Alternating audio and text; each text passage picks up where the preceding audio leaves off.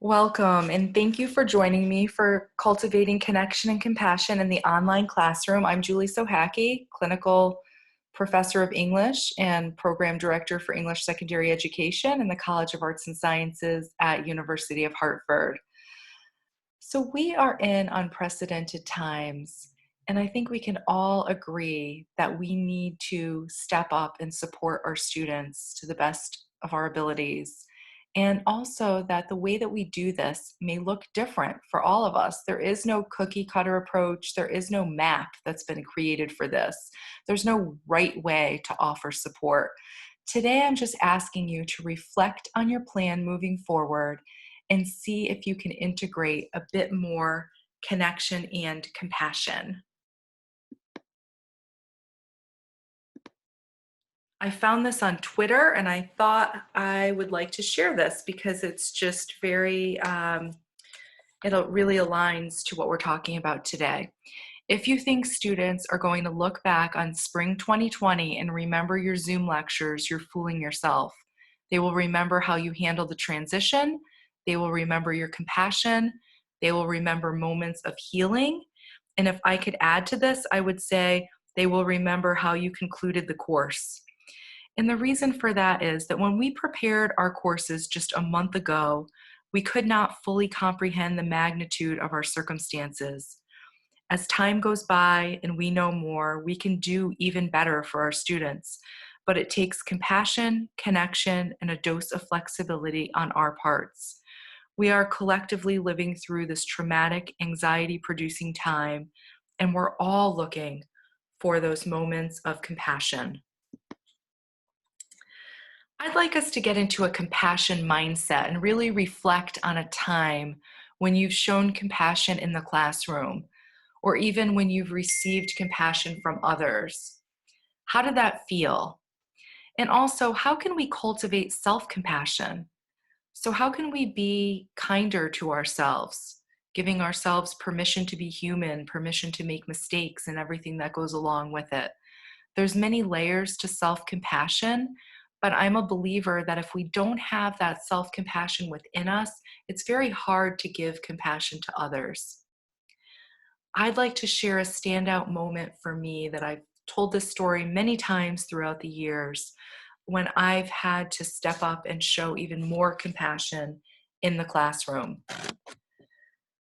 So 2001, 19 years ago, I was teaching an English composition course.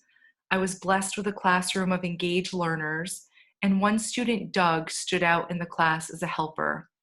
He came dressed in an EMT uniform and was always ready to lend a hand. He was in his late 20s. He was older than some of the other students, so they looked up to him as a role model and a mentor. I didn't see him in class, which was unusual, and then I received heartbreaking news. Doug was accidentally shot in the head by his roommate who was cleaning a gun. Our class was devastated, and my students looked to me as a force of compassion. So before the shooting occurred, I remember our debates and how engaged my students were in discussing and writing about controversial topics. But after Doug died, I don't remember the content at all. I remember compassion, empathy, kindness, and I remember community, loss, and grief. Reflecting on this memory helped me to embody compassion, and that's what I'd like you to do. I'd like you to think of a time when you had to step out of the norm, make adjustments, become flexible, and support your students even more than usual. So one of my colleagues, Peter Oliver, mentioned the idea of 9/11. We all went through it. Most of us were teaching at that time. And what did we need to do for our students? How did we support our students through that? So my students loved the debates, and I remember them being very structured and organized with several class-created guidelines. Students would even dress professionally for the debates. However, we stopped debating and instead adopted a more reserved space where we wrote, reflected, and shared. The class was completely different. The synergy was gone. Social workers were coming in and out, asking to talk to individual students. I revised my syllabus to reflect these changes, and we kept going. I chose this memory because it highlights compassion and flexibility. two attributes that are needed badly right now. We're essentially being asked to do the same thing. A traumatic event happened, ours is ongoing, and as a result, we need to practice compassion and flexibility. So, what does compassion mean right now? Well, I came up with 4 different ideas of what compassion means to me in the classroom right now and what I'm focusing on. You can think of how you can add to this, but as I go through these, I invite you to notice how our times have changed so much. So if we had answered this question just 4 months ago, I think our answers would be different. The first one is cultivating an inclusive space for students to grow. And while you may think, oh, this can happen at any time, what I'm referring to here is something very specific. I believe that our students, just like ourselves, are changing and growing. We're transforming into different humans because of this experience. And what I mean by that is before we were all in our set routines, we all knew what to expect. Some of us were on autopilot, and now it's almost like we've been in a snow globe. Everything's been shaken, and as a result, we're changing and growing. And so we need to create a space for our students to do that. Also, opening ourselves to understanding the hardships students may be experiencing, accepting that students' best right now is good enough and that our best right now is good enough in this ever-changing landscape. And also acknowledging that everyone is fighting a battle that we know nothing about. This really came to light for me when I advised some students the other day. And when I first saw them face to face on Zoom, they had smiles on their faces. And they told me that everything was okay. But as we talked and our conversation deepened, things were really not okay for them. And we need to acknowledge that. This is from Jennifer Yeager, a trauma specialist, and I particularly liked it for a couple of reasons. First of all, we need to acknowledge that parts of our brain have actually shut down in order for us to survive, and that as a result, we're not able to fully process a lot of what is going on around us. Also, um, people react to extreme stress in different ways. So you may have a student who is hypervigilant or anxious and another who's hypoactive or depressed. And neither means anything other than indicating your predisposition to dealing with this stress. And then finally, when in the midst of trauma, just getting by emotionally and functionally is okay. Lowering expectations and being kind to yourself and others is vital. And that's where this big idea of kindness comes in. And it's more important than ever because we're all feeling a loss. Look down this list. Students may be experiencing this, and we're experiencing this as well. We're experiencing this, though, on different levels. So although we share the same overarching situation, some students are at a higher level of detriment than others and have different stressors, from ill loved ones to poor quality of Wi-Fi needed for their next Zoom class.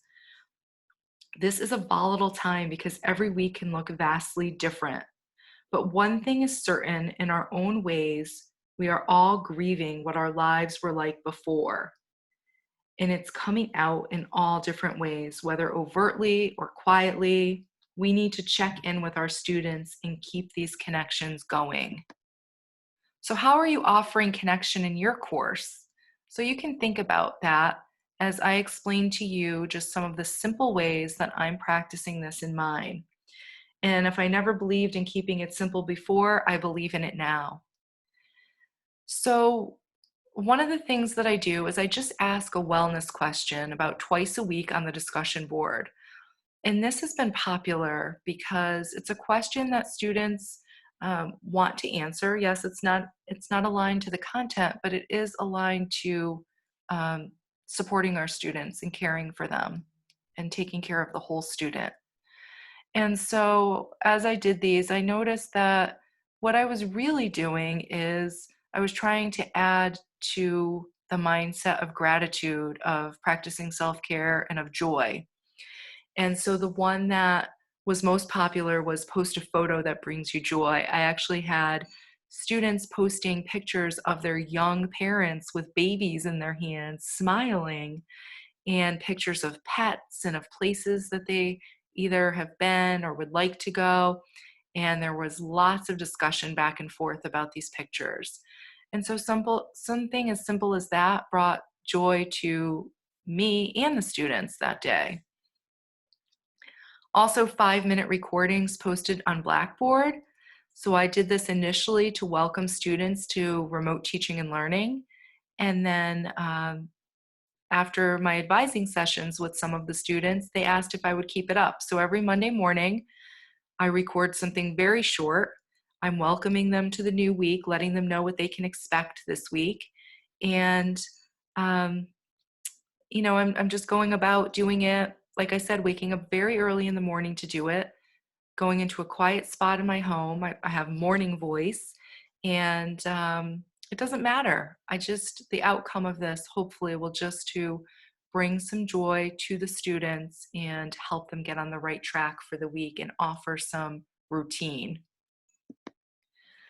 So students did not sign up for an online course. That is true. I've received several emails from my students, and there are two right here to share. This one says, my schedule for my online classes is just a little hectic. I'm also working, so I think it would be easier to work on the project alone. I've already outlined my presentation and I cannot wait to share it. I hope you're doing well. And so my intention was for students to connect in pairs during this isolating time. I wanted them to be seen and heard and connect with one another. But essentially, I wanted to keep connection going through the final presentation phase. But it turns out I needed to be flexible because it's really not about me. It's about serving my students during this pandemic. And the next one, I'm doing the best that I can, but I'm living with 7 other people now. I can barely think to complete my work, but I'm staying afloat. I find it very hard to join live calls. Technology and quiet spaces are limited. And so for this student, finding that quiet space where our students don't feel too vulnerable right now is important. And from doing Zoom calls with my teacher candidates for years, I would never require that a camera needs to be on if a student didn't feel up to it. We don't know what's happening with our students day to day. And so the best we can do is create alternate plans or alternate pathways for that student, perhaps just calling in on a telephone and listening, or watching the recorded version, or maybe joining in but keeping the camera off and keeping it muted just to listen. So, how to infuse compassion and connection into our courses? So, that is a good question. So, I did some reading, and I just also wanted to reflect on some of my teaching practices. And these are the big 4 that I came up with after doing that reflection and those readings. CTEI has some articles and a Word document from me that contains these ideas. I'm inviting you to consider recreating either your final assessment in some way or refining some other part of your course. And I'm talking small changes that would be well received and appreciated by students. And so you can see what these big 4 are. But from that, my personal outcome was that I ended up revising a final assessment. I don't know if that will be your outcome, but that's just my example. And so presume positive intentions. So notice your students' grades and dispositions before the abrupt closure. Were they on track? This is your students' true nature. So if they were on time before spring break for those 7 weeks, if they were interested, if they were engaged, if they handed in assignments and received decent grades, then this is who they are. So set it up so that students are learning, but in a supportive environment that they need now. They might not be able to perform to that level right now. They may miss a few things here or there. But let the data from the first 7 weeks guide you. Also, we have to remember that students transitioned into a whole new world with many issues other than their coursework, and now they're juggling it all, along with parental expectations for some and others who are not accepted fully for who they are at home, which is heartbreaking, and they're dealing with that. So they may not be on their A game right now, and that's okay. And just as an aside, we might not be either. One of the concerns that I saw on some of the Facebook groups, not necessarily ours, discussed a concern about cheating. And so, again, for that one, I would say I'm going to presume positive intentions. I believe students don't want to cheat, they just want to finish the semester with decent grades. So, we can set up our assessments so that cheating is not a possibility, but we have to be creative, and you maybe have never done this before, and we need to collaborate and think of ways to create these assessments that don't seem maybe to align with your discipline, but really need to be at least considered right now. So we can ask questions that allow for open book assessments. We can create assessments that students can take multiple times with no penalty, and then when they're ready, they can submit their final assessment for review. They're still learning, and maybe even learning more by doing it like this. Learning is taking place without the usual assessment. We have to trust that. We can also use the inquiry model. We can create large open-ended questions related to the big ideas of the course. And then students can analyze and synthesize the material and then create their own authentic responses. We can also invite students to reflect and even require a student reflection at the end of the semester. And then this last one, some of my colleagues love doing this when they're doing the on-the-ground courses on campus, inviting just one or a small group to your office during office hours and conducting an assessment then. So what this means is that small groups can have a phone conversation with you now, or even through Zoom, and you can talk about the content. Have them use their critical thinking skills right in front of you, and you'll be able to gauge where they are. So some of it is also, I guess, shifting our idea of what is an assessment. And so, yes, we want those summative assessments, but using the formative assessments to just take the temperature of our students and gauge where they are is very valuable as well. Continually refining and reflecting. And so for this, we should focus on our course goals. That's our North Star. And then ask, how can I fulfill the course goals in a way that will work for all? For me, it ended up that I offered these pathways or choices. This is just a quick example. We can let students record presentations and post on the discussion board instead of presenting live on Zoom. Some students may want to present live on Zoom. Others can record their presentations and post right to the discussion board instead. So create a variety of pathways to complete the same assignment. And what are your pathways to allow students to meet the course goals in varied ways? You may not have an answer for that now, but if you're interested in that, the Word document that I created is essentially a template that would lead you through that process.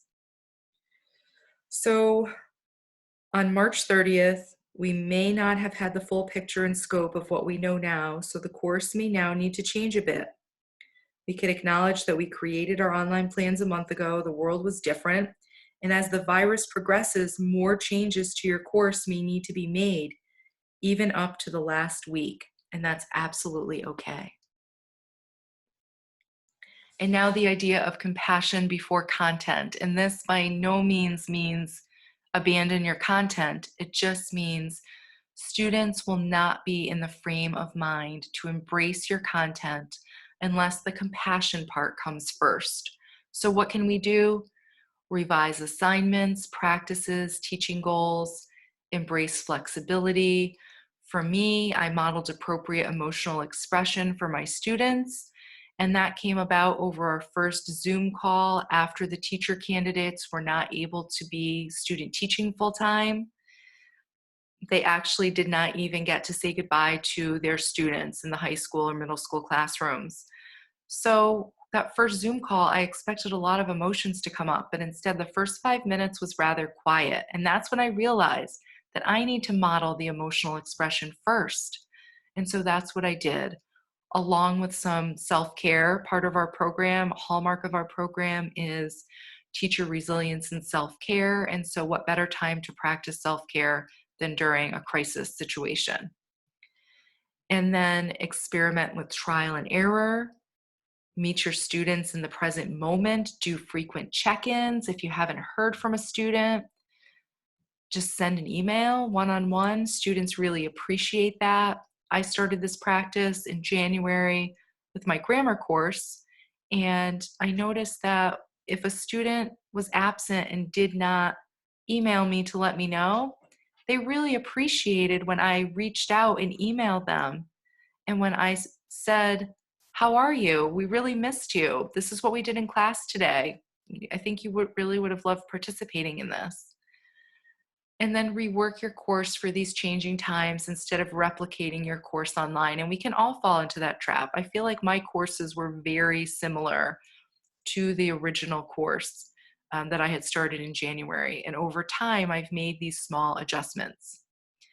And how might your course online look differently, and how might it feel differently? Students with disabilities. This is important. Some students may require different accommodations online, and some may need accommodations for the first time. So we need to keep the lines of communication open with those students who are already receiving accommodations, and then for those who may need them right now. Also, caption videos, post documents in an accessible format, and then we always, as educators, want to return to best practices as much as we possibly can. Universal design. For me, I'm thinking multiple pathways for learning, which really ties into universal design.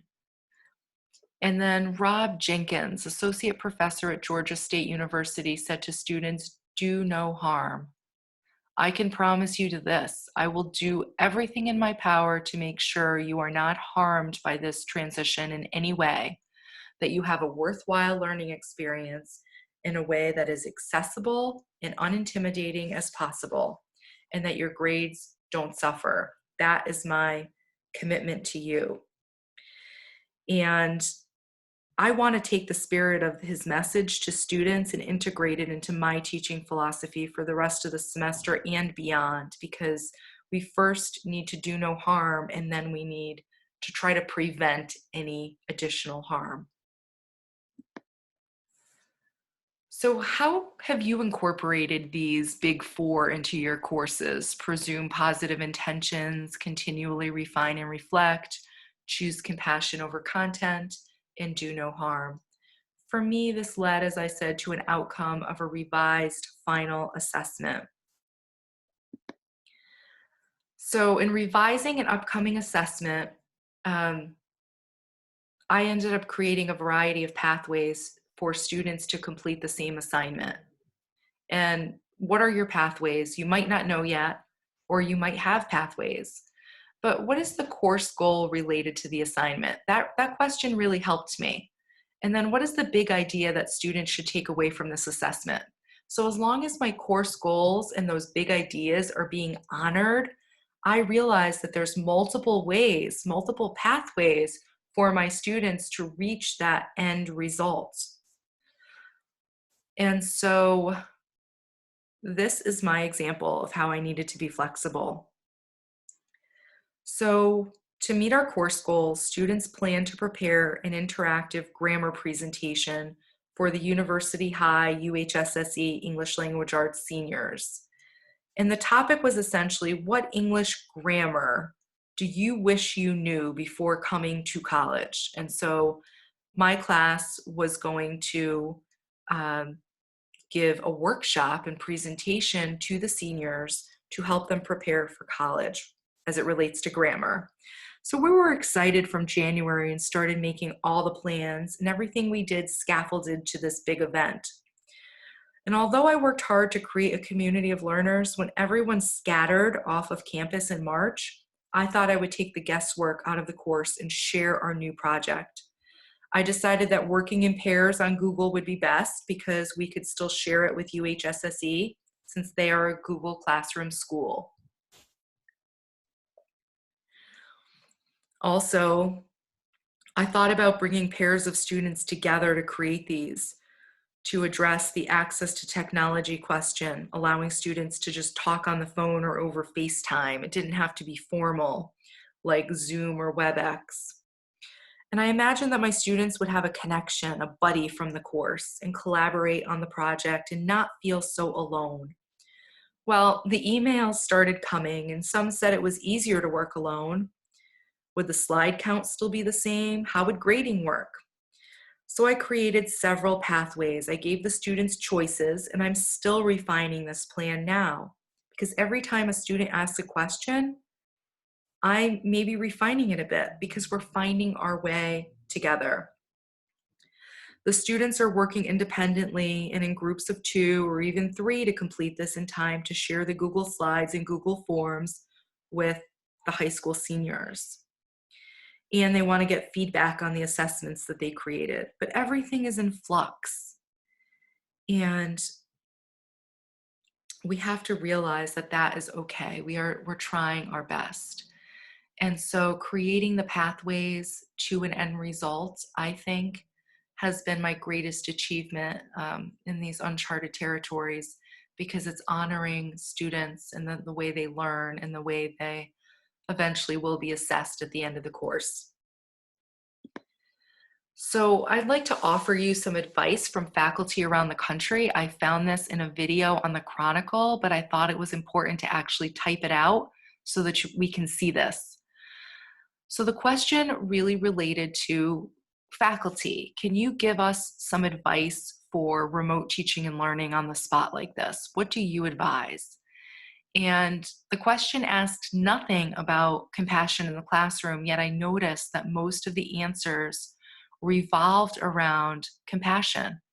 For instance, do no harm or stress compassion. Our goal is not to make a challenging course, but a compassionate course. Or adjust or continue to build relationships, which are so important right now. Also be vulnerable. It doesn't matter what we look like on Zoom or if we make mistakes. And also build trust. As long as the students trust you, they will forgive you as you're learning too. And encourage student interaction. Introverts may feel more comfortable in an online platform, so all of a sudden the whole dynamics of your class may change, and that can be a really positive thing.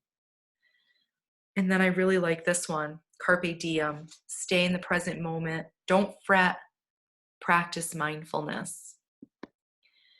And a bit of inspiration from Dr. Seuss.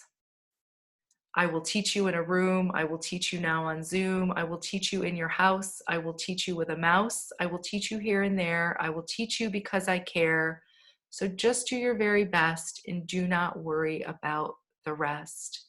And that really is the message. So to the person who created that based on Dr. Seuss's work, thank you, because I feel that we do need to let some things go and not worry as much. The content is absolutely important, and I'm not downplaying it. But what I am saying is that we need to be there and support our students every step of the way. We're all in a new space, and we certainly don't have all the answers, but we can let our core values guide us to make this experience the best we can for our students. Now, in 2001, I remember receiving a card from my class thanking me for being there for them after Doug died. And while we may not receive a card from students this time, I know that students will remember this as the time that their professor really stepped up and cared. So I'm just challenging you to at least check out your course or your courses to see where, if anywhere, you can make them a bit more compassionate. So thank you so much for joining me. Again, I'm Julie Sochacki, and until our paths cross again, please take good care.